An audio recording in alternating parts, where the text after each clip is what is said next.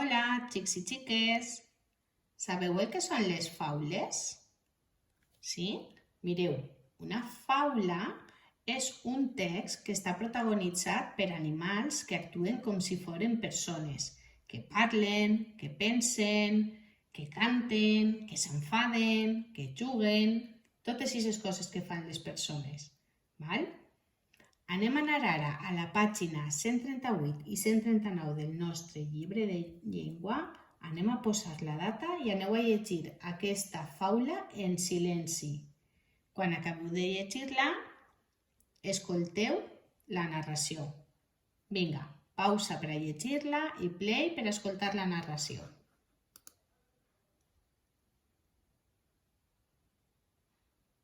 Faula. El gos i la seua imatge. Un dia, un gos passejava vora riu amb un tros de carn ben saborós a la boca. De sobte, va veure dins de l'aigua un gos que duia a la boca un tros de carn que semblava més gran i més saborós encara que el seu.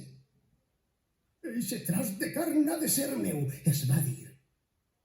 I sense pensar-s'ho gens, va obrir la boca i va posar el cap dins del riu disposat a quedar-se aquella carn tan abellidora.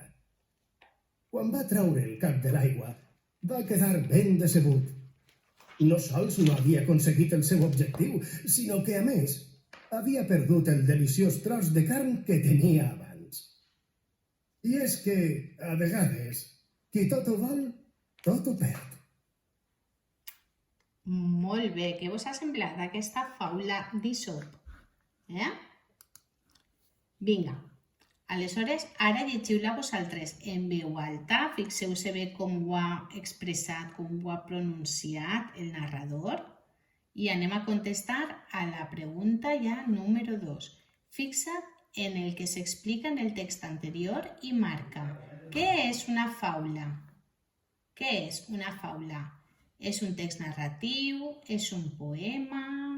Què és? Molt bé, aquesta és la resposta verdadera. Una faula... Una faula és un text narratiu protagonitzat per animals que actuen com si foren persones. Anem a la pàgina del costat. I diu, encercla la resposta correcta. En realitat, què va veure el gos al riu? Què va veure? El dibuix d'un gos amb un tros de carn, el seu reflex en l'aigua, o un gos que nadava amb un tros de carn a la boca? Molt bé, el seu reflex en l'aigua. En l'activitat 4 hem de ratllar la paraula intrusa en cada grup. Quina no significa el mateix? Saborós, deliciós, abellidor, fastigós. Molt bé. La paraula intrusa és fastigós, que vol dir asquerós. Totes les altres tenen un sentit positiu. I així, decebut, content, desenganyat, desil·lusionat. Molt bé, la paraula intrusa és content, perquè totes les altres tenen un sentit negatiu. Anem a l'activitat 5 i diu, pinta quin refrany expressa el mateix que l'última oració de la lectura. L'última oració dia, i és que a vegades qui tot ho vol, tot ho perd. Que volia més de lo que li tocava i al final ho va perdre tot. Vinga, quin refrany expressa el mateix? Cada casa és un món, uns sembren i altres cullen, l'enveja trenca el sac, una flor no fa la primavera. Molt bé, l'enveja trenca el sac.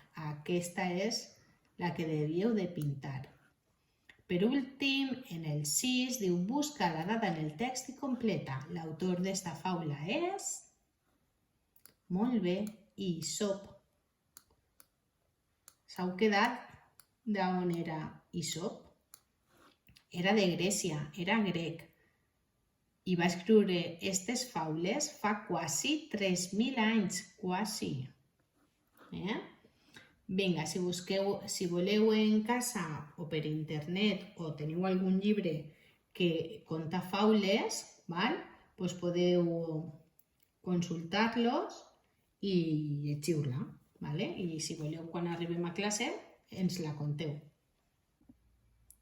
Per últim, diu, inventa un principi per a aquesta història. Com havia aconseguit el gos el tros de carn que tenia? L'havia donat algú? L'havia agafat ell? Si ho teniu que inventar, vinga, m'agradaria sentir les vostres respostes. Si voleu, a la llibreta podeu completar el treball d'avui escrivint què és una faula, que ho teniu a l'exercici 2, i qui era Isop. Podeu tornar el vídeo enrere i posar el que jo vos he dit o podeu posar-ho en Google i ja m'ensenyareu què heu trobat. Un parell de línies soles, Vinga, una besadeta ben forta. Adeu!